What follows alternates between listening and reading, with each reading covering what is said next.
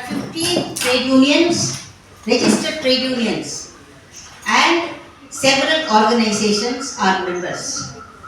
They are affiliated members to Karnataka Griha Karmikara Vedike. Now, National Federation of Domestic Workers Union, New Delhi ಒಳಗಡೆ affiliate ಆಗಿದ್ದಾರೆ.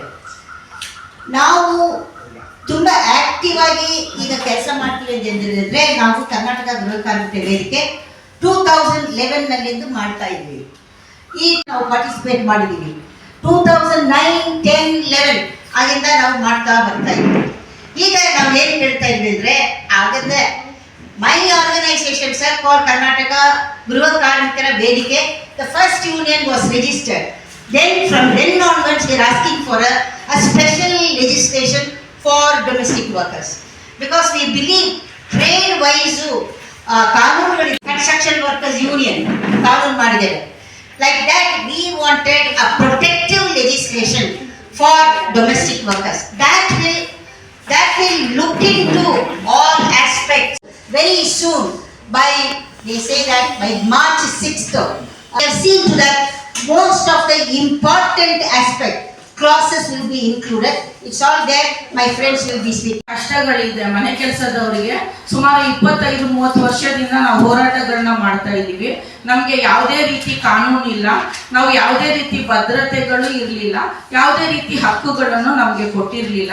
ಹಾಗಾಗಿ ನಾವು ಹೋರಾಟಗಳು ಮಾಡ್ತಾ ಇವಾಗ ಒಂದು ಸಿಹಿ ಸುದ್ದಿ ಬರ್ತಾ ಇದೆ. ಏನಂದ್ರೆ ಈ ವರ್ಷದಲ್ಲಿ ಬಂದ್ಬಿಟ್ಟು ನಮ್ಗೆ ಅಂತ ಹೇಳ್ಬಿಟ್ಟು ಒಂದು ಕಾನೂನು ಮಾಡ್ತಾ ಇದಾರಂತೆ.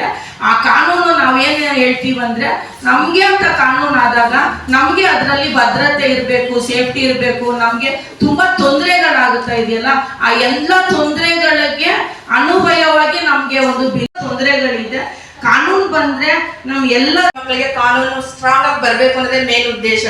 ನಾವು ರಾಜ್ಯ ಸರ್ಕಾರವು ಗೃಹ ಕಾರ್ಮಿಕರ ಹಕ್ಕುಗಳು ಮತ್ತು ಔಪಚಾರಿಕಗೊಳಿಸಲು ಉದ್ದೇಶಿಸಲಾಗಿರುವುದರಿಂದ ಕರ್ನಾಟಕ ಗೃಹ ಕಾರ್ಮಿಕರ ಸಾಮಾಜಿಕ ಭದ್ರತೆ ಮತ್ತು ಕಲ್ಯಾಣ ಮಸೂದೆ 2026 ಅನ್ನು ಶೀಘ್ರದಲ್ಲೇ ಕಾಯ್ದೆಯಾಗಿ ಜಾರಿಗೆ ತರಲು ಸರ್ಕಾರಕ್ಕೆ ನಾವು ಮನವಿಯನ್ನು ಮಾಡ್ತಾ ಇದ್ದೀವಿ. Workers very soon into an act as Karnataka Domestic Workers Social Security and Welfare Bill.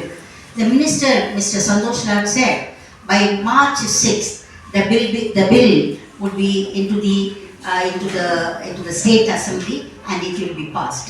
Not just 35 days, 35 years to bring this kanunu. Yeah, I think this is a very important thing. And then who are the people asking them wages? We are asking them working hours. If they work for more, main ಉದ್ದೇಶ ಮತ್ತೆ ಹೋರಾಟ ಆಗಿರುತ್ತೆ. be registered that the social security will be provided. Gender discrimination.